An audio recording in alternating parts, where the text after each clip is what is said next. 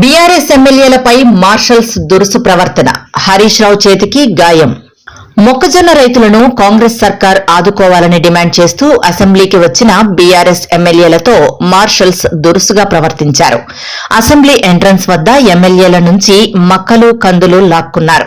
ఈ క్రమంలో BRS deputy floor leader Harish Rao చేతికి గాయమైంది. గాయం కావడంతో హరీష్ రావు చేతి నుంచి రక్తం కూడా వచ్చింది. మరోవైపు అసెంబ్లీ ఎంట్రన్స్ వద్ద పాడి కౌశిక్ రెడ్డి చేతిలో నుంచి చీఫ్ మార్షల్ కరుణాకర్ మక్కలు లాక్కుని కింద పడబోశారు. మార్షల్స్ తీరుపై బీఆర్ఎస్ ఎమ్మెల్యేలు తీవ్ర ఆగ్రహం వ్యక్తం చేశారు.